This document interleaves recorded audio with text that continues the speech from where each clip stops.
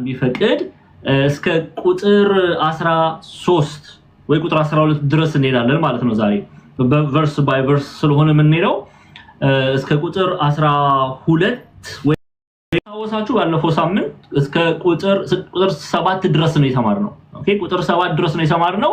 ከቁጥር 8 ጀምሮ ያለውን እንቀጥላለን ማለት ነው። እንግዲህ ቁጥር 7 ላይ የተጠራችሁት ቁጥር 6 እና 7 ላይ እናንተ ግን ድሆችን አዋረዳችሁ፣ ባለጠጎች የሚያስጨንቋችሁ አይደሉምን? ወደ ፍርድ ቤትም የሚጎትታችሁ እነርሱ አይደሉምን? የተጠራችሁ መልካም ስሙን የሚሳደቡ እነርሱ አይደሉምን? እያለ ያዕቆብ ባለጸጎች አይደለ ገንዘባቸውን፣ ሀብታቸውን፣ ንብረታቸውን ተጠቅመው እናንተን የሚያሳድዱ የሚለውን ክፍል በስፋት ባለፈው ሳምንት አይተን ጨርሰናል።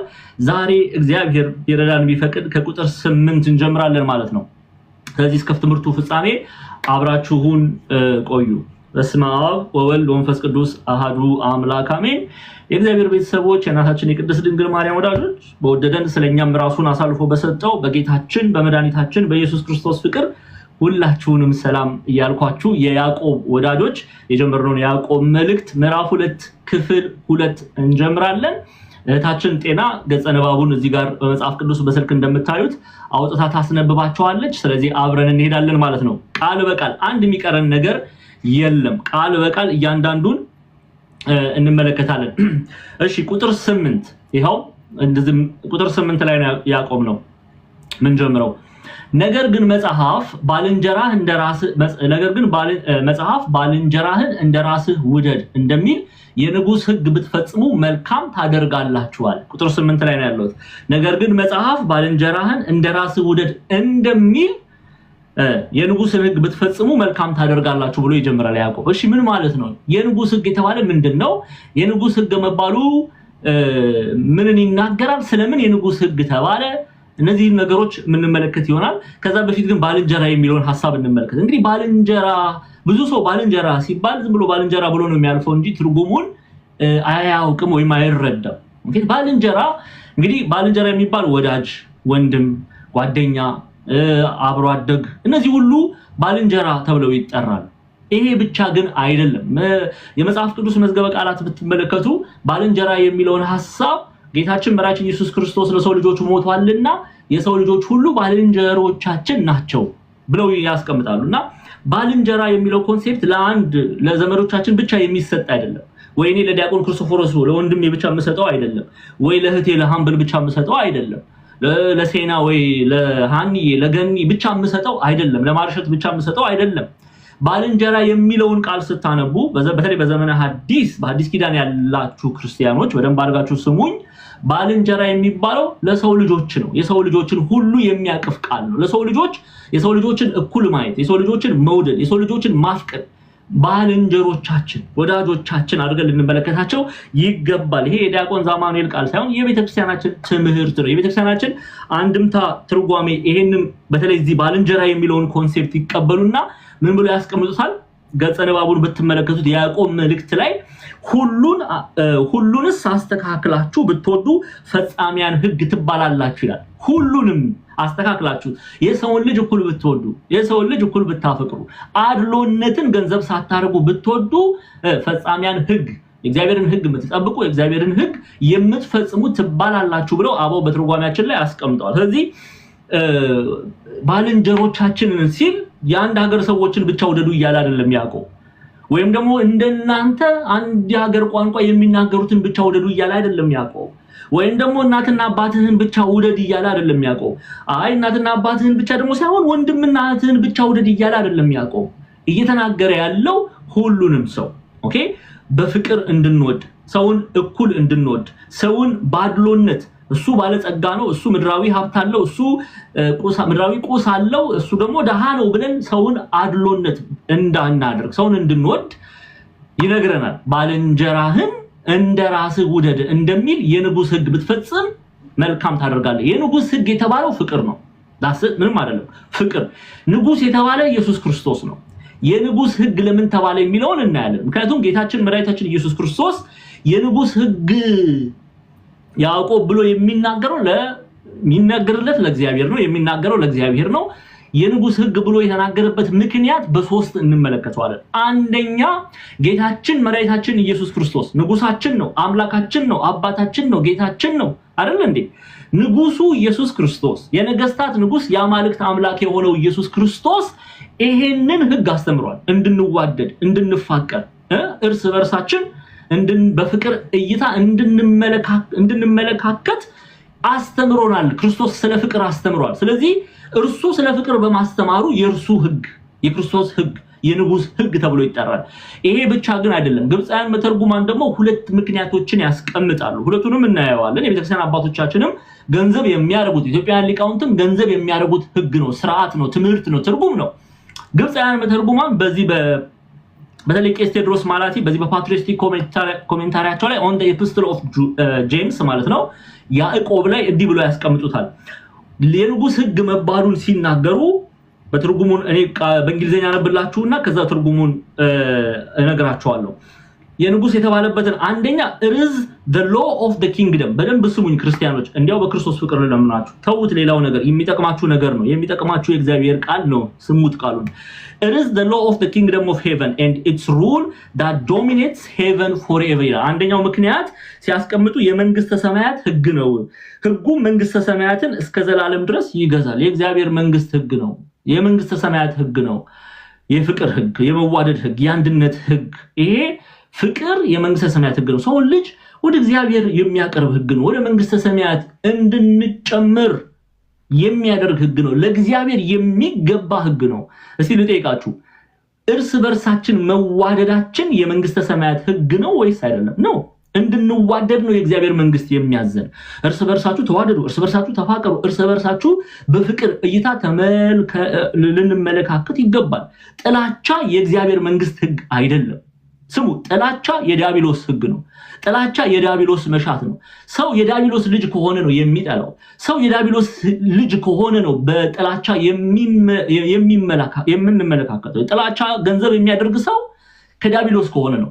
ከእግዚአብሔር መንግስት የሆነ ሰው ግን ፍቅር ነው ገንዘብ የሚያደርገው። ስለዚህ የንጉስ ህግ ተብሏል። የእግዚአብሔር መንግስት ህግ ነውና፣ ወደ እግዚአብሔር መንግስት የሚመራ ህግ ነውና። ሁለተኛው ምክንያት ሲያስቀምጡ it is the way leading us to the king of kings ይላል። የነገስታት ንጉስ ወደ ሆነው ወደ ኢየሱስ ክርስቶስ የሚመራን ህግ ነውና ብሎ ያስቀምጡታል። የነገስታት ሁሉ ንጉስ ወደ ሆነው ወደ ኢየሱስ ክርስቶስ የሚመራ መንገድ ነው ፍቅር። ሰዎች ሲፋቀሩ ወደ ማን እየተመለከቱ ነው? ወደ ክርስቶስ እየተመለከቱ ነው። ማንን እየመሰሉ ነው? ክርስቶስን እየመሰሉ ነው። ሲፋቀሩ ወደ እግዚአብሔር የሚወስደን መንገድ ነው ህግ። ይሄ ፍቅር የሚለው ህግ ወደ ኢየሱስ ክርስቶስ የሚወስደን መንገድ ነው። ሰው ሲዋደድ ማንን ነው የሚመስለው? ክርስቶስን ነው የሚመስለው። ሰው ሲያፈቅር ወደ ማን እየሄደ ነው የምንለው? ወደ ክርስቶስ እየሄደ ነው የምንለው አይደል እንዴ? እስቲ ቆም ብላችሁ አስቡት። አንድ ሰዎች አሁን ለምሳሌ እኔ ዲያቆን ክርስቶፎሮስን በጣም ነው የምወዳቸው፣ እሳቸውም ይወዱኛል አውቃለሁ።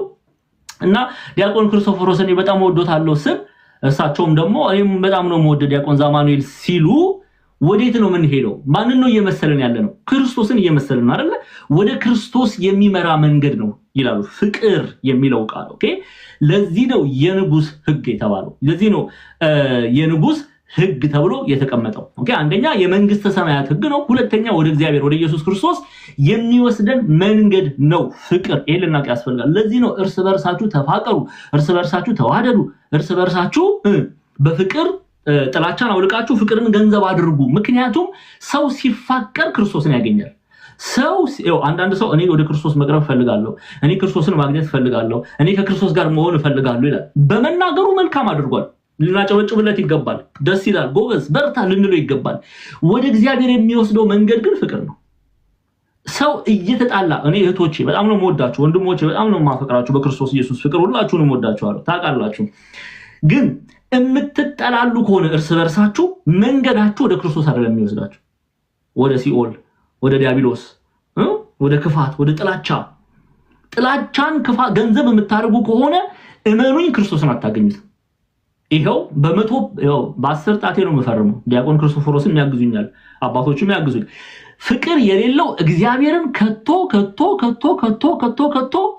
ድዳይ say enough ከቶ ለጨምር እንደሌላ ከቶ አያቀውም። ፍቅር የሌለው ሰው አያውቀውም። እኔ አላልኩም መጽሐፍ። እስቲ እንመልከት። እንደው እናንተ ሰዎች ጳውሎስን ለምን አናየውም? ደግሞ ዲያቆን እኔ በጣም እንደምወደው ታውቃላችሁ ቅዱስ ጳውሎስን።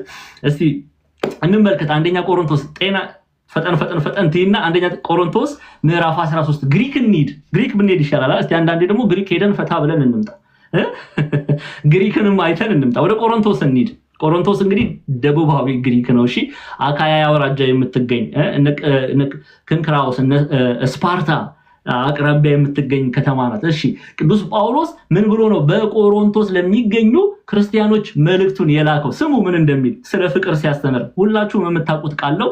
ደግመን ሰልሰንም እንናገረዋለን። የእግዚአብሔር ቃል ከማር ከወተት ከምን ሁሉ ነገር የሚበልጥ ነው፣ ይጣፍጣል። ደጋግመን ነው የምንሰማው፣ አይሰለችም የእግዚአብሔር ቃል። ኦኬ ተመልከቱ ምን እንደሚል አንደኛ ቆሮንቶስ ምዕራፍ 13 ከቁጥር 1 ጀምሬ ላንብብላችሁ። ጤና የት ሄድሽ? ኧረ ፈጠን። እሺ ምዕራፍ 13 ቁጥር 1 ምዕራፍ 13 ቁጥር 1 ምዕራፍ 13 ቁጥር 1 ምዕራፍ 1 ላይ ነው ያለሽው። ምዕራፍ 13 ቁጥር 1 እሺ እኔ ላንብበው እስከዚህ እህታችን እስክትከፍት ድረስ። በሰዎችና በመላእክት ልሳን ብናገር ፍቅር ግን ከሌለኝ አለ እንደሚጮህ ናስ ወይም እንደሚሸዋሸው ጸናጽል ሆኛለሁ ይላል። ማን ነው የሚናገረው? ሐዋርያው ቅዱስ ጳውሎስ። ስሙት። በሰዎች በመላእክት ልሳን ብናገር ፍቅር ግን ከሌለኝ እንደሚጮህ ናስ ወይም እንደሚሸዋሸው ጸናጽል ሆኛለሁ። ቀጥይ። ትንቢትም ቢኖረኝ ሚስጥርንም ሁሉና እውቀትን ሁሉ ባውቅ ተራሮችን እስካፈልስ ድረስ እምነት ሁሉ ቢኖረኝ ፍቅር ግን ከሌለኝ ከንቱ ነኝ። እሺ ድሆችን ልመግብ ያለኝን ሁሉ ባካፍል ስጋዬን ለእሳት መቃጠል አሳልፌ ብሰጥ ፍቅር ግን ከሌለኝ ምንድን ነኝ አለ? ምንም አይጠቅመኝም አለ። ቀጥይ። እሺ አሁን እዚህ ጋር ተመልከቱ። ፍቅር ይታገሳል፣ ቸርነት ያደርጋል፣ ፍቅር አይቀናም፣ ፍቅር አይመካም፣ ፍቅር አይታበይም፣ የማይገባውን አያደርግም እያለ ይቀጥላል። በደልን አይቆጥርም እያለ ይቀጥላል። ምንድነው አሁን? ፍቅር ግን ከሌለ ይሄን ሁሉ ባደርግ፣ ድሆች ብረዳ፣ ድሆችን በመግብ ባበላ፣ ባጠጣ፣ ዕውቀትን ገንዘብ ባደርግ፣ ይሄ ሁሉን ነገር ብሰራ ፍቅር ግን ከሌለኝ ምንም አይጠቅመኝም። ለምን? መንገዱን ስቻለሁ እያለ ነው ቅዱስ ጳውሎስ። ወደ ክርስቶስ የሚወስደው መንገድ፣ ወደ ክርስቶስ የሚወስደው ሃይዌይ፣ ወደ ክርስቶስ የሚወስደው ወይ መንገዱ ፍቅር ነው። እራሱ ክርስቶስ ፍቅር ነው። ኦኬ አይ እንደው ዲያቆን ዛማኑኤል ይሄ ቅዱስ ጳውሎስ ነው የተናገረው ሚል ደግሞ ሰው አይጠፋም። ሁለቱ ስብሐት እንደዛ ደግሞ ካለ እየሰማን ስለሆነ ማለት ነው። እስቲ ዮሐንስን ደግሞ እናምጠው። ወልደ ዘብዴዎስ የእናታችን የቅድስት ድንግል ማርያም እንደው እናት ተብሎ በእርሷ በኩል ለኛም የተሰጠች ኦኬ እግዚአብሔር እስከ መስቀሉ ድረስ ታምኖ በቀራንዮ ላይ የተገኘ። እስቲ ቅዱስ ዮሐንስ ሐዋርያው ምን ብሎ አስተማረ? 5 መጽሐፍ ጽፏል። ዮሐንስ ወንጌል፣ አንደኛ ዮሐንስ፣ ሁለተኛ ዮሐንስ፣ ሶስተኛ ዮሐንስ፣ ዮሐንስ ራእይ the book of revelation የምንለው ባለፈው ትምህርቱን ተምረን የጨረስ ነው። እስቲ ቅዱስ ዮሐንስ ስለ ፍቅር ምን አለ? እስቲ አንደኛ ዮሐንስ በኤፌሶን ምዕራባዊ ቱርክ ለምትገኘው ቤተክርስቲያን ምን ብሎ ጽፏል ቅዱስ ዮሐንስ? አንደኛ ዮሐንስ መልእክት ምዕራፍ 4 ቁጥር 17 ጀምረን እናንብበው። ግን ከቁጥር 19 ነው 17ንም ብናየው እንችላለን። ግን ቁጥር 19 ላይ ቶሎ በይ ነይልኝ። ቁጥር 19 ላይ ቶሎ በሉ። አንድ ሰዓት ነው ዛሬ ምንማ ዛሬማ ጉድ። ዛሬ እግዚአብሔር ይረዳናል አለ ከኛ ጋር ነው መድኃኒዓለም። ስሙ እርሱ አስቀድሞ ወዶናልና እኛ እንወደዋለን አለ። እሺ ማንም እግዚአብሔርን ወዳለው እያለ ከፍ አድርጊ። ማንም እግዚአብሔርን ወዳለው እያለ እሺ ወንድሙን ቢጠላ እየሰማችሁ ነው። ወንድሙን ቢጠላ ሐሰተኛ ነው። ያየውን ወንድሙን የማይወድ ያላየውን እግዚአብሔርን ሊወደው እንዴት ይችላል? እግዚአብሔርንም የሚወድ አለ ቶሎ በጤና ይከፍከፍ። እግዚአብሔርን የሚወድ ወንድሙን ደግሞ እንዲወድ ይህች ትእዛዝ ከእርሱ አለችን አለ። ወንድሙን እየጠላ እግዚአብሔርን ወዳለው ቢል እሱ ውሸታም ነው፣ እንዲያው ኃጢአት ሆኖ ተቆጥሮበታል። ጎበዞች መልካም የሆነውን ነገር አውቆ የማይፈጽመው የማያደርገው የማይተገብረው ያ ኃጢአት ሆኖ ተቆጥሮበታል ያለ እግዚአብሔር ቃል። ቅዱስ ዮሐንስም እየነገረን ነው። ወንድሙን እየጠላ እግዚአብሔርን ወዳለው ቢል ውሸታም ነው፣ እንዲያው ሌላ ኃጢአት በደል እየወለደ ገንዘብ እያደረገ ነው ያለው። ስለዚህ እግዚአብሔርን ማግኘት ትፈልጋላችሁ? አሁን እግዚአብሔርን ማግኘት የሚፈልግ ብል እዚህ ቁጥር 1 ቁጥር ጻፉ ቢል በቃ 11 ሁሉ ልትጽፉ ትችላላችሁ። አረ 111ም ልትጽፉ ትችላላችሁ። 1000 እያላችሁ ልትጽፉ ትችላላችሁ። መልካም ነው እግዚአብሔርን መሻታችሁ። መንገዱ ግን የእግዚአብሔር ቃል ስሙ ይነገረናል። መንገዱ ያዕቆብ ይነገረናል። ከያዕቆብ በላይ ማን ይንገረን? ክርስቲያኖች ያዕቆብን የመሰለ ድንቅ ሐዋርያ ይነግረናል። መንገዱ ፍቅር ነው ይላል። መንገዱ ምንድነው? ፍቅር ነው። መንገዱ ፍቅር ነው። ስለዚህ ተዋደዱ፣ ተፋቀሩ፣ እግዚአብሔርን ታገኛላችሁ። ይሄንን ገንዘብ እናድርግ። ጥላቻን አውልቃችሁ ጣሉ። ጥላቻ ምንም አይጠቅመንም።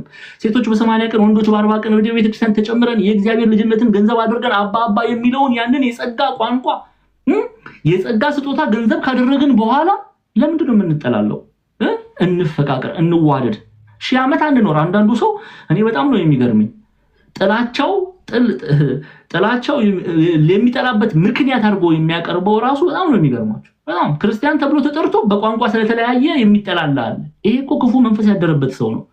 ይሄ እኮ ክፉ አጋንንት ያደረበት ሰው ነው። ክርስቲያኖች እኛ የተጠራ ነው ለፍቅር እንድንዋደድ ነው። ስለዚህ የፍቅር ሶስቱን ነጥቦች ያዙልኝ። እንዲያው በክርስቶስ ፍቅር እለምናችኋለሁ። የንጉስ ሕግ የተባለው ፍቅር ነው። እነዚህን 3 ነጥቦች ዘርዝረን አይተናል። በደንብ አድርገን ዘርዝረን ሰው ቢጠይቃችሁ መመለስ መቻል አለባችሁ፣ ማስረዳት መቻል አለባችሁ። ኦኬ ክርስቶስ እስረኛ ተማሪዎች ሶስቱንም ተመልክተናል። አንደኛ ራሱ ክርስቶስ ያስተማረው ሕግ ነው እንድንተገብረው እና ያለን አስረጅ ሰጣቸዋለሁ። ሁለተኛ የመንግስተ ሰማያት ሕግ ነው። ሶስተኛ ወደ ክርስቶስ የሚያስደን ሕግ ነው ይላሉ አቡ በትርጓሜያችን ላይ እና እነዚህን ገንዘብ እናድርግ። እሺ 1 2 3 4 5 መጽሐፍ ቅዱሳዊ ማስረጃ ልስጣችሁና እንቀጥላለን። አይ ቲንክ መምህራችን መምህር ዘላለም መጥተዋል። ከተማሪዎች መካከል አንድ ሰው በፈቃድ ወርዶ እሳቸውን አስገባለን። እሺ ማለት ነው። ተባረክ። ክርስቶስ ኢየሱስ አስተምሯል ወይ? አዎ አስተምሯል። እንድንዋደድ እንድንፋቀር አስተምሯል ወይ? አዎ። መጽሐፍት አስተምረዋል ወይ? አዎ አስተምረዋል። እሺ ማቴዎስን ዮሐንስን እንመለከታለን። ዮሐንስ ወንጌል ምዕራፍ 15 የማቴዎስ ወንጌል ምዕራፍ 22 እና ከዛ ደግሞ ቅዱስ ጳውሎስን በገላትያ መልእክቱ ምዕራፍ 5 ላይ የተናገረውን ቃል እናያለን። እሺ አንደኛ የማቴዎስ 22ን ክፈችልኝ ጤና። ማቴዎስ ወንጌል ምዕራፍ 22 ቁጥር 35 ጀምረን እናንብበው። ቶሎ በይ ጤናዬ አለሽ? ኧረ ጤናዬ ተይ አለው በይኝ፣ አታስጨንቂኝ። ኧረ ተው እንዳያጠቁሩብን። ቶሎ በሉ። ቶሎ በይ። ማቴዎስ ወንጌል እሺ 22 ኧረ ጎበዝ። ኧረ ተኝተሻል። ነቃ እንዴ ጠላት እኮ።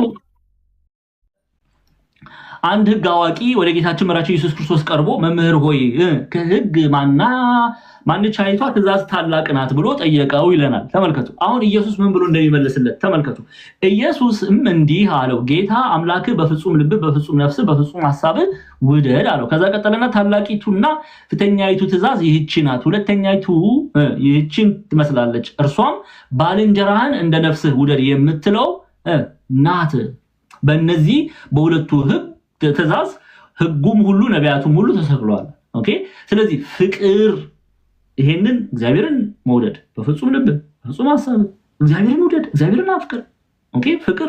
ከዛ ደግሞ ባልንጀራ የሚለውን ቅድም መግቢያችን ላይ ፈተን በደንብ አይተናል። ባልንጀራህን ውደድ። ስለዚህ ይሄ ፍቅር የፍቅር ሕግን ማን አስተምሯል? ጌታችን መድኃኒታችን ኢየሱስ ክርስቶስ አስተምሯል። ስለዚህ የንጉስ ሕግ ተብሎ ይጠራል። ዮሐንስ ወንጌል ምዕራፍ 15 ቁጥር 12 ላይም ተመልከች። ቶሎ ክፈችልኝ ገጽ ንባቡን። ዮሐንስ ወንጌል ምዕራፍ 15 ቁጥር 12 ላይ ቶሎ ነው የምንሄደው። አንዱ ላይ ብዙ ሰዓት መፍጀት አልፈልግም፣ ምክንያቱም እና ጅሬ መምጣታቸው ስለማይቀር ቶሎ እያለን ነው የምንሄደው፣ 6ኛ ሃትሪክ እንዳይሰሩብን። እሺ ዮሐንስ ወንጌል ምዕራፍ 15 ቁጥር 12 ቶሎ በሉ። ጤናዬ አቤት ሄሉ አልተቻለችም። በቃ ሄሉ አልቻልኳትም። ታች እያያችሁ ነው። ሄሉ ሼር ስታደርግ ሐዋርያዊ ተልኮ ጳውሎስና በርናባስን እንዳስታውስ ነው ያደረገችኝ። ተራራውን ምኑን እያለፉ ወንጌል ሲሰብኩ እሷን በዚህ በሚዲያ ላይ ኑ ተማሩ እያለች ትልካለች። ተባረክ ሄሉዬ። እሺ ይኸውላችሁ እኔ እንደወደድኳችሁ አለ ጌታ መድኃኒታችን ኢየሱስ ክርስቶስ፣ እኔ እንደወደድኳችሁ እርስ በርሳችሁ ትዋደዱ ዘንድ ትእዛዝ ይህች ናት። ትእዛዜ የኔ ትእዛዝ ማለት ነው። ይህች ናት። ተመልከቱ እንግዲህ እንድንዋደድ እንድንፋቀር እግዚአብሔር አምላክ አስቀድሞ አስተምሮናል፣ መክሮናል፣ ሐዋርያትን መክሯል፣ አስተምሯል። የንጉስ ሕግ የሚለው ያዕቆብ ለዚህ ነው ንጉስ የሚለው ክርስቶስን ነው። ክርስቶስን ንጉስ እያለ ይጠራዋል። እሺ ገላትያ ምዕራፍ 5 ቁጥር 14 ላይ ቅዱስ ጳውሎስን እንመልከት። ገላትያ ምዕራፍ 5 ቁጥር 14 እንመልከት። ገላትያ ላይ ቅዱስ ጳውሎስ ስለ ፍቅር ያስተማረው ትምህርት አለ። እሱንም እናይና ገጸ ንባቡን አንብበን ወደ ቀጣዩ ክፍል እንሄዳለን። ግልጽ ነው አይደለ? ትምህርቱ በደንብ እየተረዳችሁ ነው አይደለ? መቼም እነዛን 3 ነጥቦች ይዛችሁልኛል ያዕቆብ ተማሪዎች።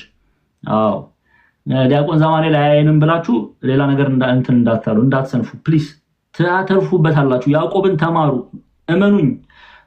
ብዙ መንፈሳዊ ትምህርት፣ ብዙ መንፈሳዊ እውቀትን ገንዘብ ታደርጋላችሁ። ክርስቶስን መምሰል ገንዘብ ታደርጋላችሁ። የሚጠቅማችሁ ሰው ዶክትሬት ከሚማር ያዕቆብ መልእክትን ቢማር ይብልጫል። የዓለም ከምትሰጠው ክብር በላይ የእግዚአብሔርን ቃል መማር ብልጫ አለውና ተማሩ ለማለት ነው። እሺ ሕግ ሁሉ በአንድ ቃል ይፈጸማል አለ ቅዱስ ጳውሎስ። እሺ እርሱም ባልንጀራህን እንደራስህ ውደድ የሚል ነው። አያችሁ ለዚህ ነው የንጉስ ህግ የሚባለው ስለዚህ ባልንጀራ ማለት የቅርብ ጓደኛ ዘመድ ባልደረባ አብሮ አደግ መንፈሳዊ ትርጉሙ ደግሞ በተለይ መጽሐፍ ቅዱስ መዝገበ ቃላት ላይ ገብታችሁ ስታነቡ ባልንጀራ የሚለውን ኮንሴፕት ይወስዱና ባልንጀራ የሚለው ጌታችን መድኃኒታችን ኢየሱስ ክርስቶስ ለሰው ልጆች ሞቷልና የሰው ልጆችን ሁሉ የሚነካ ቃል ነው ብለው አስቀምጠውታል ስለዚህ ባልንጀራ ስንል እናት ብቻ እያልን አይደለም አባት ብቻ እያልን አይደለም ይሄ ይሰመርበት እሺ ያዕቆብ መልእክት ላይ ነው ይልኝ አሁን እየጨረስን ነው አይዟችሁ በርቱ 8 እና 9ን ቁጥር 9 ላይ ነው ይልኝ ቁጥር 9 ስለዚህ አንድም ተትርጓሚያችንም አቦ በትርጓሜ ላይ አይታችኋል ሁሉን አስተካክላችሁ ብትወዱ ፈጻሚያን ህግ ትባላላችሁ ይላል ባልንጀራ የሚለውን ኮንሴፕት ያነሱና በቤተክርስቲያናችን አንድም ተትርጓሜ የያዕቆብ መልእክት ላይ ማለት ነው እሺ ቁጥር 9 ላይ ነው ይልኝ እሺ ያዕቆብ መልእክት ምዕራፍ 2 ቁጥር 9 ያዕቆብ 2:9 እሺ ያዕቆብ መልእክት ምዕራፍ 2 ቁጥር 9 ላይ ከፍ በይ አንዴ ከ8 እስከ 9 እሺ ሰላም ስጦታ የምትሰጡ እግዚአብሔር ይባርካችሁ እሺ ወንድሞች ሆይ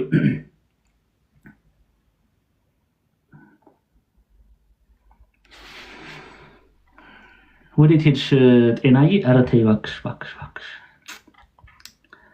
አይ እሺ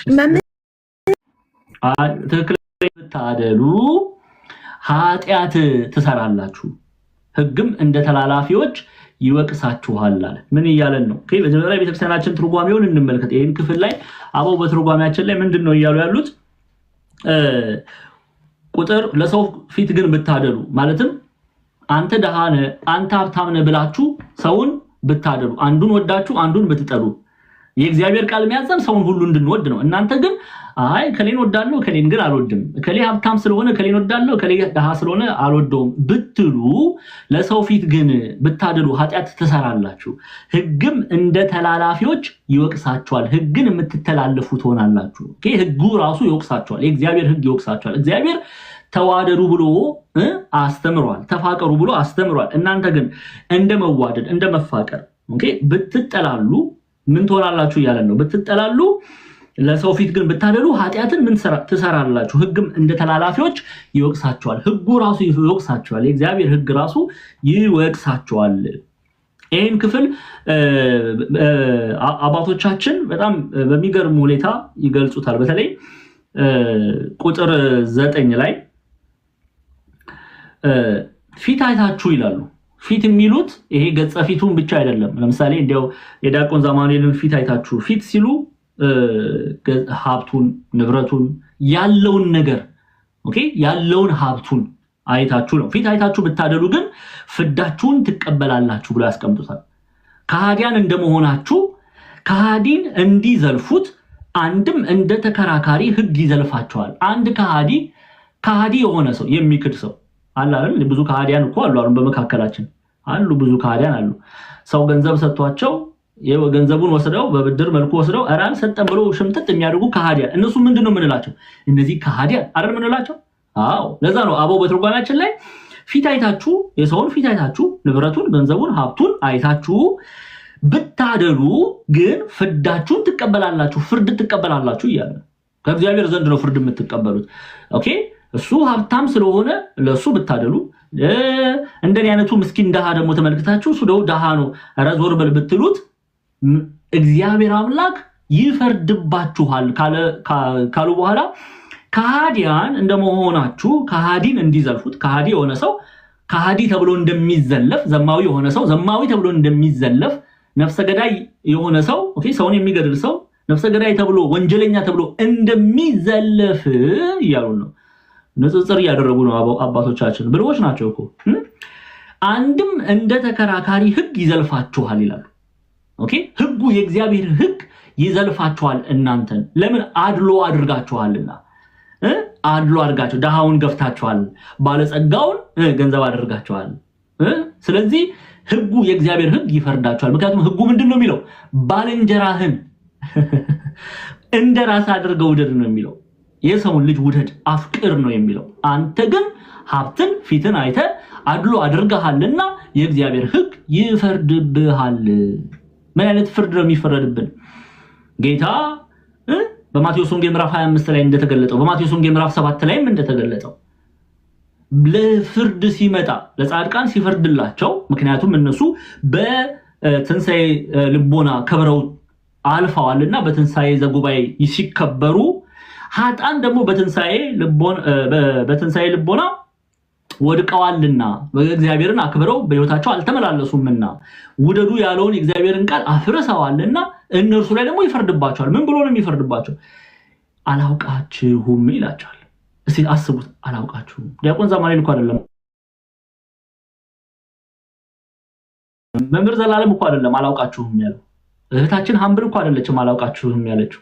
ወይም እኮ ሀንዬ አይደለችም፣ ወይም ክርስቶፎሮስ እኮ አይደለም አላውቃችሁም የሚለው። ማን ነው? ማቴዎስ ወንጌል ምዕራፍ 7 ላይ ግቡና እዩት። ኢየሱስ ክርስቶስ አስባችሁታል? ላይክ ኢማጂን ዳት በክርስቶስ የፍርድ ወንበር ተገልጣችሁ አላውቃችሁም ሲላችሁ እሱ እግዚአብሔር ይጠብቀን። እውነቴን ነው የምላችሁ። እግዚአብሔር ካላወቀን እኮ በቃ ጠፍተናል እኮ። የለም እኮ በቃ ባዶ ነን እኮ። አሳ ይላሉ አቦ ከውሃ ወጥቶ እንደማይኖር እኛ ከእግዚአብሔር ተለይተን ልንኖር አንችልም። ከመንግስቱ ተለይተን ልንኖር አንችልም። ክርስቲያኖች በጣም እኮ ነው የሚያስፈራው። እኔ አሁን አንዳንድ ጊዜ እንዲያው ይሄ the frog in the pan የሚለው ቲዮሪ በጣም በላያችን ላይ ተሰርቶብናል። በቃ ኃጢአት ተለማመድ ነው፣ ውሸት ተለማመድ ነው፣ ማስመሰል ተለማመድ ነው፣ ዘረፋውን ተለማመድ ነው፣ መለያየቱን ተለማመድ ነው፣ ጥላቻውን ተለማመድ ነውና ኃጢአት እንኳን መስሎ አይሰማንም። መንፈስ ቅዱስ ርቆናል። አንዳንድ ሰው በነገራችን ላይ መንፈስ ቅዱስ የቀረበው ሰው ስናጠፋ ስንበድል ይወቅሰናል። ይሄ እኮ ኃጢአት ነው፣ ይሄ እኮ በደል ነው ብለን ቶሎ ወደ እግዚአብሔር ወደ ንስሐ አባታችን ሄደን ንስሐ እንገባለን። ወደ ቤተክርስቲያን ሄደን እናለቅሳለን። ይሄ መንፈስ ቅዱስ ያደረበት ሰው ነው። መንፈስ ቅዱስ የራቀው ሰው በቃ ምንም ወቀሳም የለበትም። ጎበዝ ኃጢአት ላይ ራሱን እንደ ስልክ አይፎን አሁን አፕዴት እንደሚደረገው ራሱን አፕዴት እያደረገ ነው የሚለው። ዝሙቱን አፕዴት እያደረገ ኃጢአቱን አፕዴት እያደረገ እየጨመረ ነው የሚሄደው። ይሄ ለጥፋት የተዘጋጀ ከተማ ይላሉ አባቶቻችን መምህራን። ምን ብሎ ነው ያስቀመጡት? ነፍሱን ይማረውና አንድ ቀን አስታውሳለሁ ዳንኤል ክብረት እንዲህ ብሎ ያስተማረው ነበር።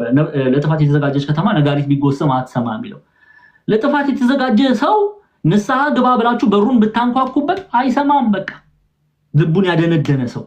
እስቲ በቅዳሴ ሰራታችን ላይ እንዲያው ብዙ ነገር በተናገርኩና ብዙ ነገር ባስተማርኩ አሁን ሰዓቴ እንዳይሄድ ጎረምሶቹ መጥተው እንዳያጠፉብን እንጂ ስንቱን ነገር ማንሳት ይችል ነበር። ኢቭን እሑድ ዕለት አሁን ቅዳሴ ግጻኤው ላይ ምንድነው የተነበበው? የሉቃስ ወንጌል ላይ የተነበበው አይደለ? ጎበዝ ግጻኤው ቅዳሴ ሄዳችሁ እስቲ አንድ ቁጥር ጻፉ። ታስቀድሳላችሁ። ቅዳሴ ሄዳችሁ የእሑድ ማለት ነው ሰንበት ምንድነው የተነበበው? የሉቃስ ወንጌል ምዕራፍ 8 ከቁጥር 1 እስከ 22 ዘር ሊዘራ ስለወጣው ዘሩን የሚዘራው አራቱ በመንገድ ዳር የወደቀ በእሾህ መሃል የወደቀ በጭንጫ በአለት ላይ የወደቀ በመልካም መሬት ላይ የወደቀ ልብ ነው። ያ መሬቱ ልብ ነው። በመልካም መሬት ላይ የወደቀ ያፈራው ማለት ነው። መልካም የእግዚአብሔርን ቃል ሰምቶ ፍሬ ያፈራው አይደለ ነው አይደለ? በመንገድ ዳር ደግሞ የወደቀ ወፎች የሚለው ዲያብሎስን ነው። መተው ለቀሙት። የደነደነ ልብ ነውና ፍሬው ይታያል። መተው ለቅመው ወሰዱት። በእሾክ መሃል ደግሞ የወደቀው መከራው ፈተናው ሲመጣ አንቆ እንዳያድግ አደረገው፣ አስቀረው አይደለ? በጭንጫ ላይ ደግሞ የወደቀው በአለት ላይ የወደቀው እነዚህ ደግሞ ምንድናቸው? ሀስቶሎ በቃ ስሜታዊ የሚሆኑ ብሎ የሚነሱ ንግስ ሲሆን ታያዋቸዋላችሁ። ከዛ በኋላ የለም ሽታቸውም የለም። በቃ በስሜት የሚሮጡ የሚጋልቡ ክርስቲያኖች አሉ። ከዛ በኋላ አጀሬ መጥቶ ጎሰም ሲያደርጋቸው እንዴ ክርስትናማ እንዲህ ከሆነ ብለው አንገታቸው ላይ ያለውን መስቀል ቆርጥ አድርገው በቃ ለቦይፍሬንዳቸው ብለው እምነታቸውን የሚክዱ ሞልተዋል። ከዛ ደግሞ በእሾክ መሃል የወደቀው ፍሬ ደግሞ እናያለን። እሾክ የተባለ ምድራዊ ሐሳብ። እነዚያውን ባለጸጎች ናቸው። ስለ ገንዘብ ያስባሉ፣ ስለ ምድራዊ ህይወት ያስባሉ። ንስሐ ሳይገቡ ስጋው ደግሞ ሳይቀበሉ እግዚአብሔር ቃል ሳይማሩ ምን ይላሉ? ወደ መቃብር ይወርዳሉ። ጎበዝ እኛ ከየት ነን ያለነው? አሁን ከየት ነን? እኛ መመርመር አለብን እኮ ማወቅ አለብን። ከየት ነው ያለነው? እኛ ራሳችንን መርመር ልናውቅ ያስፈልጋል። መሆን ያለብን በመልካም መሬት ላይ የወደቀውን ዘር ነው። በእኛ ውስጥ የእግዚአብሔር ቃል ይዘራል። ኦኬ ዘሪው ማን ነው? ኢየሱስ ክርስቶስ ይዘራዋል። ቃሉን ሰምተን ፍሬ እናፈራለን። ያ የተወደደው በእግዚአብሔር የተመሰገነው የመንፈስ ቅዱስ ፍሬ አፍርተን የእግዚአብሔር መንግስትን ልንወርስ ያስፈልጋል። ስለዚህ እሾክ ላይ አለት ላይ እና መንገድ ዳር ላይ እንደወደቀው ፍሬ እንደወደቀባቸው እንዳንሆን እግዚአብሔር ይርዳን። ስለዚህ ንስሐ እንግባ፣ እግዚአብሔር ይፈርድብናል። ሁሉንም ሰው እንድንወድ እንጂ የተጠራ ነው። ኦኬ ማለትም ማበላለጥ ገንዘብ እንዳናደርግ ነው። እግዚአብሔር አምላክ ባልንጀራችንን እንድንወድ ነው የተጠራ ነው እንጂ አንተ ሀብታምና አንተ ደሃ ነህ እያልክ እንዳታበላልጥ። አገልጋዮች ንስሐ አባት ደሃውን ሄዳችሁ ጠይቁ። ሀብታሙ ላይ ብቻ አይደለም መሮጥ፣ ገንዘብ ያለው ላይ ብቻ አይደለም መሮጥ፣ አዋቂ ሳይሆን ታዋቂ የሆነው ላይ ብቻ አይደለም ሄዶ መሮጥ። ፕሊስ እኔም እናንተም እግዚአብሔር ቃል ነው የሚናገረው። ሁላችንም እንገባ ያስፈልጋል። ደሃውን ሄደን እዛ አልጋ ላይ የሚጠይቀው የሌለውን እንጠይቅ። ደሃውንም ሄደን እንውደድ፣ እንቀፍ፣ እናቅርበው። ኦኬ ይሄንን እንድናደርግ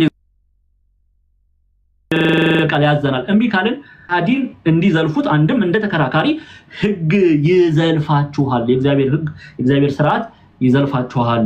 እሺ እንቀጥል። ያዕቆብ ምዕራፍ 2 ቁጥር 10 ላይ ቶሎ በይ። አሁን ይኸው ሕግን ሁሉ የሚጠብቅ ነገር ግን በአንዱ የሚሰናክል ማንም ቢኖር በሁሉ በደለኛ ይሆናል። ቀጥይ ቁጥር 11 ላይ አታመንዝር ያለው ደግሞ አትግደል። ስሚ አታመንዝር ያለው ደግሞ አትግደል ብሏልና ባታመነዝርም ነገር ግን ብትገድል ሕግን ተላላፊ ሆነሃል። አሁን አንዳንድ ሰዎች አሉ። አሁን እዚህቹ እየተማርን እኮ ይገርመናል። እኔ በጣም ነው የሚገርመኝ። እዚሁ እየተማርን ስለ አድሎ እየተማርን ሌባ ከሆነ አይ እኮ ስለ ሌብነት አይደለም የሚናገረው እኔ ችግር የለብኝም ብሎ የሚያልፍ ሊኖር ይችላል። የእግዚአብሔር ቃል ግን ምንድነው የሚለው? ያዕቆብ ምን እያለን ነው? አመንዝራውም ተሳዳቢውም ነፍሰ ገዳዩም የእግዚአብሔር ፍርድ ይፈረድበታል። ግልጽ ነው ወይ? ይሄ ቅጣቱን ነው የሚናገረው። በደንብ ስሙ። የኃጢአት ደሞዝ ይላል ቅዱስ ጳውሎስ በሮሜ መልእክቱ ምዕራፍ 6 ላይ የኃጢአት ደሞዝ ምንድነው የሚለው? ሞት ነው ይላል።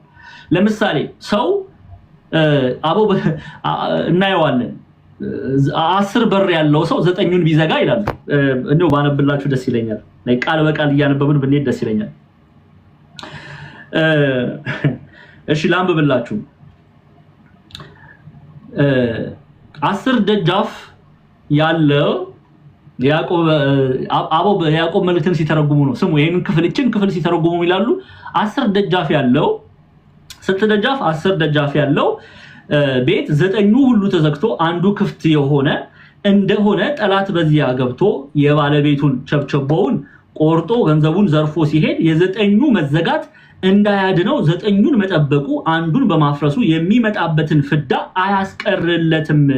እንደዚሁም ለአንዱ መስጠቱ ለአንዱ በመንሳቱ የመጣበትን ፍዳ አያስቀርለትም ይላሉ።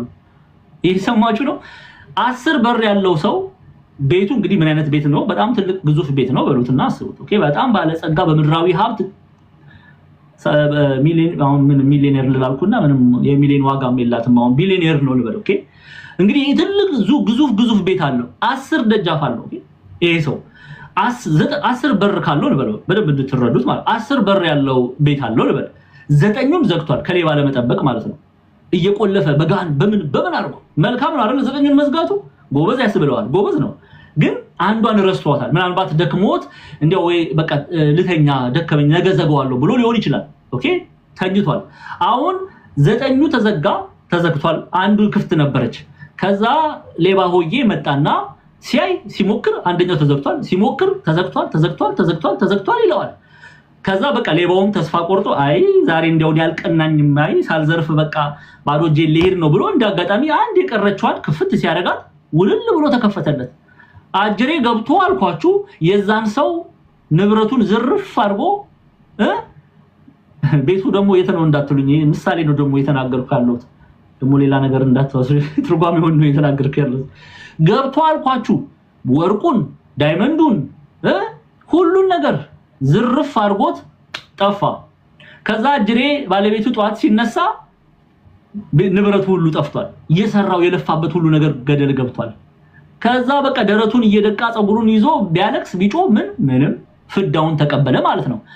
ለምንድን ነው አበው እንደዚህ ብሎ የሚናገሩት? ያዕቆብ ምን እያላችሁ መሰላችሁ? እንዴ መልካም ነው አለመዘሞት፣ አልዘመትኩም ግን ዋሽቻለሁ ብትሉ አለመዘሞታችሁ መልካም ሆኖ ሳለ በድንግልና መኖራችሁ መልካም ሆኖ ሳለ በመዋሻችሁ የእግዚአብሔርን ፍዳ ትቀበላላችሁ። አይ አንዱን ነው የምጠብቀው አትሉም። ማድላት የለም። እግዚአብሔርን የምንወደው ከሆነ የምትወዱኝ ከሆነ ትእዛዛቴን ጠብቁ አለው ጌታ ነው ያላልኩም። ዲያቆን ዛማኑኤል ሳይሆን ወንጌል ነው የሚናገረው። ዮሐንስ ወንጌል ምዕራፍ 14 ቁጥር 15 እና 16ን ግቡና ተመልከቱት። የምትወዱኝ ከሆነ አለ ጌታ ምን አድርጉ አለ? ትእዛዛቴን ጠብቁ አለ። ትእዛዙን ልንጠብቅ ይገባል። አታመንዝር አላለ አለማመንዘር፣ አትስረቅ አላለ አለመስረቅ፣ አትግደል አላለ አለመግደል፣ አትዋሽ አላለ አለመዋሸት፣ አድሎ አታድርግ አላለ አድሎ አለማድረግም ይጠይቃል። አንዱን አድርገን አንዱን አሁን አንዳንዱ ሰው አይዋሽም ግን ይዘርፋል። አድሎ ማድረጉ ነው ማለት ነው። አያችኋል? ለውሸት ትልቅ ኤምፋሳይዝ ነው የሰጠው። ውሸትን ፒናክል አስቀምጧል፣ ቶፕ አድርጎ አስቀምጧታል። ግን ሌባ ነው፣ ይዘርፋል። ሙስናው ጥርግ እያደረገ ከቀበሌ ከወረዳ ከሀገር የሚዘርፉ ስንት ወንበዴ ያለ መሰላችሁ? ፍዳውን ይቀበላል። ፍዳው ምንድነው? አላውቅህም የሚለውን የጌታ የመድኃኒታችን ኢየሱስ ክርስቶስ ፍርድን ገንዘብ ያደርጋል እያለ ነው። ስለዚህ እናንተም ታዲያ ስለምን ታደላላችሁ? አንዱን ወዳችሁ ሌላውን ለምን ትገፋላችሁ? እግዚአብሔር በአንዱን ትታችሁ ሌላውን ሕግ ብትጠብቁ እንደሚፈርድባችሁ ሕጉ እንደሚፈርድባችሁ እያወቃችሁ እናንተስ በእናንተ ውስጥ አድሎነትን ለምን ገንዘብ አደረጋችሁ ይላል ያዕቆብ። ዲያቆን ዛማኑኤልን ይናገራል፣ እናንተን ይናገራል። መልሱ ለእናንተ ተዋለው ማለት ነው። ስለዚህ የእግዚአብሔርን ሕግ ልንጠብቅ ያስፈልጋል። እስቲ ጤናዬ እንዲያው አንድ ማስረጃ ደግሞ አንድ ጨመር ላድርግላችሁ። ወደ ዮሐንስ ጋር እንሂድ። ቅዱስ ዮሐንስን በጣም ነው የምንወደው አይደል? አዎ እኛ ኢትዮጵያውያን እመቤታችንን በጣም ነው የምናፈቅራት፣ በጣም ነው የምንወዳት። ከዛው ጋር ተያይዞ ዮሐንስን ደግሞ ለየት ያለ ፍቅር አለ። ለምን ብለው ቢጠይቁ እንተዋወቃለን አይደል? እነሆ እናትህ ብሎ ለዮሐንስ እመቤታችንን እንዲሁ ምን ብሎ ይሆን ቅዱስ ዮሐንስ አስባችሁታል? እንዲሁ እመቤታችንን ይዞ ቤቱ ሲገባ ምን ብሎ ይሁን? አቲንክ አንድ ቀን በዛች ብቻ ሰርመን ማዘጋጀት አለብኝ። ስብከትን በዛች ብቻ እንዲያው ቅዱስ ዮሐንስ የጌታን እናት ይዞ ቤቱ ሲገባ ምን ብሎ ይሆን? አቤት መታደል። እስቲ እንመለስ ግን ወደ መልእክቱ እንሂድ። ዮሐንስ ወንጌል ሁለተኛ ዮሐንስ መልእክት ምዕራፍ 1 ክፈችልኝ ጎበዝ። ምዕራፍ 1 ሁለተኛ ዮሐንስ መልእክት ምዕራፍ 1 ቶሎ በይ ጤናዬ ጎረምሶቹ ሳይመጡ ቶሎ በይ። ኧረ እሺ ቶሎ በይ ቁጥር 7 ላይ ቁጥር 8 ላይ ነው ይልኝ። ቁጥር 8 ላይ ተመልከቱ። አሁን ቅዱስ ዮሐንስ ምንድነው የሚለው? ሮምና ነው የሚናገራት። ሮምናን ይላሉ አበው በትርጓሜ። እዚህ መጽሐፍ ላይ ሮምና ብሎ በእርግጥ አይገልጻትም። አንዲት ታላቅ ሴት እንደሆነች እመቤት እያለ ቅዱስ ዮሐንስ የሚጠራት አንዲት ታላቅ ሴት እንደሆነች ነው የሚያስቀምጠው። ግን አበው በትርጓሜያችን ስሟን ሮምና ብለው አስቀምጠዋታል። ግን ቅዱስ ዮሐንስ ታሪኩን ታውቁታላችሁ። ቅዱስ ዮሐንስና ደቀ መዝሙሩ ከሰባቱ ዲያቆናት መካከል በሐዋርያት ሥራ ምዕራፍ 6 ቁጥር 5 ላይ ከተዘረዘሩት ሰባቱ ዲያቆናት መካከል አንዱ ፕሮክሮስና ቅዱስ ዮሐንስ ወደ ሮምና ቤት ገብተው ወንጌልን አስተምረው ወደ ቤተክርስቲያን እንደጨመሯት ተጽፎልን እናነባለን። ይህ ከሆነ በኋላ ቅዱስ ዮሐንስ ምን እያለ ይመክራታል? ተመልከቱ። በመልካም ልጆቿ በመልካም መንገድ እየተመላለሱ በእግዚአብሔር ቃል እውነት እየተመላለሱ ስለነበረ ያመሰግናታል። ማመስገን ብቻ ደግሞ አይደለም፣ ሙሉ ደሞዝ እንድትቀበል ምን ማድረግ እንዳለባት ይነግራታል። ተመልከቱ። ይሄው ቁጥር 8 ላይ ሁለተኛ ዮሐንስ መልእክት ምዕራፍ 1 ቁጥር 8 እሺ ሙሉ ደሞዝ እንድትቀበሉ እንጂ የሰራችሁትን እንዳታጠፉ ለራሳችሁ ተጠንቀቁ። ለሚወጣ አለ ተመልካች ከፍ አድርጉ። ለሚወጣ ሁሉ በክርስቶስ ትምህርት ለማይኖር ሰው አምላክ የለውም፣ በክርስቶስ ትምህርት ለሚኖር አብና ወልድ አሉት ይላል። ኦኬ ምን እያላት ነው? በመልካም እየተመላለሽ ነው አንቺም ልጆችሽም። ኦኬ የመኳንንቱን የነገስታቱን ልጆች እየተቀበለች የምታስተዳድር ይላል አንድምታ ትርጓሜያችን። ብቻ ኤኒዌይስ መልካም ነገር እየሰማ ነው ቅዱስ ዮሐንስ። ስለማን? ስለ ልጆቿ። ስለማን? ስለዚህ ታላቅ ስለ ሮምና። ስለዚህ ያመሰግናትና ግን ይላታል ፍጻሜ መኖር መቻል አለበት። አሁን ጥሩ መንገድ ላይ ነሽ። ኦኬ ወደ ክርስቶስ የሚወስደው መንገድ ላይ ነሽ፣ የፍቅር መንገድ ላይ ነሽ፣ ግን መጨረስ አለብሽ። አያችሁ አይደል? ለዚህ እኮ ነው ሊቃውንቱ ኢትዮጵያን በተርጉማን በነገረ ድህነት ላይ እምነትና ስራን አስተባብረን እንያዝ የሚሉት። ኦኬ ኤኒዌይስ እሱ ላይ የሚቀጥለው ረቡዕ ዕለት በሰፊው እንማራለን፣ ነገረ ድህነት በኦርቶዶክስ ተዋሕዶ ቤተክርስቲያን ምን ይመስላል የሚለው። ስለዚህ ግን ምን አላት ሮምናን ቅዱስ ዮሐንስ? ሙሉ ደሞዝ እንድትቀበይ ይገባል። ስለዚህ ሙሉ የሰራችሁት ሲል መልካም ስራ ስትሰራ ቆይታለች። እምነትን ከስራ ጋር በፍቅር ከሚሰራ ይላል ቅዱስ ጳውሎስ በኤፌሶን መልእክቱ ላይ በፍቅር ከሚሰራ ስራ ጋር ገንዘብ አድርጋ ይዛለች። መልካም ነው፣ ይሄንን እየሰራችሁ ነው፣ በርቱ ይላልና ሙሉ ደሞዝ እንድትቀበሉ እንጂ የሰራችሁትን እንዳታጠፉ ለራሳችሁ ደግሞ ተጠንቀቁ ይላል። መጨረሻው ያማረ ይሆን ዘንድ የአባቴ ብሩካን ዓለም ከተፈጠረ ጊዜ ጀምሮ የተዘጋጀላችሁን የእግዚአብሔር መንግስት ውረሱ ብሎ የድል አክሊልን ንጉሱ ኢየሱስ ክርስቶስ እስኪያቀናጅሽ ድረስ ተጠንቀቂ። ምክንያቱም በዘመኑ ብዙ ሐሳውያን ተነስተው ነበር። እነዚህ ኖስቲሳውያን የሚባሉ ማለት ነው። እነሱ ብቻ ሳይሆን ብዙ ሐሰተኛ መምህራን ነበሩ። እነሱ መተው ስተት እንዳያስተምሩሽ ተጠንቀቂ፣ የሰራሽውን እንዳታጠፊ እያለ ሲመክራት እንመለከታለን። ስለዚህ ክርስቲያኖች ምን እያልን ነው? ህገ እግዚአብሔርን መጠበቅ መቻል አለብን። አንዱን ህግ ጠብቀን ሌላውን ብንተው የህጉ ፍዳ እንቀበላለን፣ ፍርድን እንቀበላለን ማለት ነው። በጣም ግልጽ ነው ብዬ ተስፋ አደርጋለሁ። ወደ ቁጥር 11 እና 12 እንሂድና እንቋጫለን ማለት ነው። ቶሎ በይ ጤናዬ ኧረ ጎረምሶቹ ሳይመጡ እየጸለያችሁ ደግሞ እባካችሁ አሁን ድርግም እንዲያደርጉት እንደ ኢትዮጵያ መብራት ኃይል የክሪስማስ ትሪ ማዳም ባክሽ ትንሽ እሺ ክሪስማስ ትሪ ያደርጉት እኮ የዲያቆን ዘማኑኤልን ቲክቶክ ይሄን ቲክቶክ ብልጭ ድርግም እሺ ቶሎ በይ 10 ቁጥር ማለቴ 11 እና 12 10 አይተናል 11 ያዕቆብ መልእክት ምዕራፍ 2 ቼክ እያልክሽ እንደቀድሙ እንዳትሳሳች ምዕራፍ 2 ቁጥር ከፍ አድርጊው አንዴ ከፍ 12 ነው እሱ ላይ 11ን አንዴ ኦኬ አይተናል አያይዘን አይተናል 11ን ጨርሰናል። እሺ 12 ላይ ነው ይልኝ አሁን ስሙ በነፃነት ህግ ፍርድን ይቀበሉ ዘንድ እንዳላቸው ሰዎች እንዲህ ተናገሩ እንዲህም አድርጉ ምህረት ለማያደርግ ከፍ አድርጊው ቁጥር 12 እና 13ን አንድ ላይ አድርገን እናየዋለን። እሺ አንድ ላይ አድርገን እንየው ሰዓታችን ለመጠበቅ። እሺ ጠጋ አድርጊው አንዴ ምህረት ለማያደርግ ምህረትን ለማያደርግ ምህረት የሌለበት ፍርድ ይሆናልና ምህረትም በፍርድ ላይ ይመካል ይላል። በቃ ግልጽ ነው አይደለ? ምህረት እኛ እንድንማር ምን ማድረግ መቻል አለብን? ማሪዎች መሆን መቻል አለብን። ምህረትን ምንሰጥ መሆን መቻል አለብን። እኛ ህጉን ሳንጠብቅ አንዱን ህግ ጠብቀን ሌላውን ህግ ችላ እያልን መመላለስ የለብንም። ኦኬ ምህረትን ለማያደርግ ግን አሁን እግዚአብሔር ሆይ ማረኝ ብሎ ቢጸልይ ምን ጥቅም አለው? ምንም ጥቅም የለውም። ምህረትን ለማያደርግ መሐሪ ላልሆነ ሰው ምህረትን ለማያደርግ ምህረት የሌለበት ፍርድ ይሆናልና ይፈረድበታል እያለን ነው። ምህረትን በፍርድ ላይ ይመካል። ሰው ትማሩ ዘንድ ማሩ፣ ይቅር ትባሉ ዘንድ ይቅር በሉ። ቁጥር 12 እና 13 ነው እያየን ያለ ነው። እስቲ ከዚሁ ጋር አያይዘን የመጽሐፍ ቅዱስ ክፍሎችን እናያለን። ኦኬ ከዚሁ ጋር አያይዘን የማቴዎስ ወንጌል ምዕራፍ 6 ቁጥር 10ን ክፈችልኝ። የማቴዎስ ወንጌል ምዕራፍ 6 ቁጥር 10 ጤና ማዳምዬ ባክሽ ማቴዎስ 6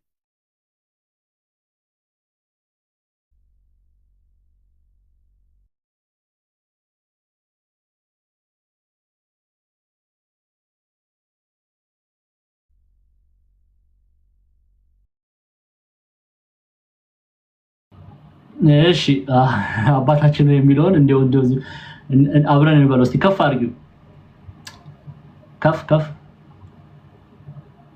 ነው ወደ ላይ ከፍ እሺ እንግዲህ እናንተስ እንዲህ ጸልዩ አለ ጌታ። እሺ እንዴት አድርገን እንጸልይ? በሰማይ የምትኖር አባታችን ሆይ ስምህ ይቀደስ። እሺ መንግስትህ ትምጣ፣ ፍቃድህ በሰማይ እንደሆነች እንዲሁም በምድር ትሁን። የዕለት እንጀራችንን ከፍ ያርሽ ዛሬ ስጠን፣ እኛም ደግሞ የበደሉንን ይቅር እንደምንል በደላችንን ይቅር በለን። ጎበዝ አሁን እዚህ ጋር ነው የምንፋጠጠው አልኳችሁ እኔና እናንተ። እኛንን ሁሉም ሰው እኮ አናስተውለውም እንጂ ሁላችንም የምንጸልየው ጸሎት ነው። እኛም ደግሞ የበደሉንን ይቅር እንደምንል በደላችንን ይቅር በለን እንላለን። አሁን ጥያቄው እስቲ በራሳችን ቃል ብንመዘን ህጉ አይፈርድብንም ወይ? እኛ የበደሉንን ይቅር ብለናል ወይ ብለን ራሳችንን ልንጠይቅ ያስፈልጋል። እኛ ምህረት አድርገናል ወይ? ራሳችን እኮ ዕለት ዕለት በምንጸልየው የጸሎት ክፍል ላይ እኛም ደግሞ የበደሉንን ይቅር እንደምንል በደላችንን ይቅር በለን እንላለን ብለናል ወይ? አሁን እግዚአብሔር አምላክ ሳንል የበደሉንን ይቅርታ ሳንል ትላንትና ከአልማዝ ወረስም አልማዝ ከበደ ካልኩ ፖለቲካ ልታደርጉት ትችላላችሁ።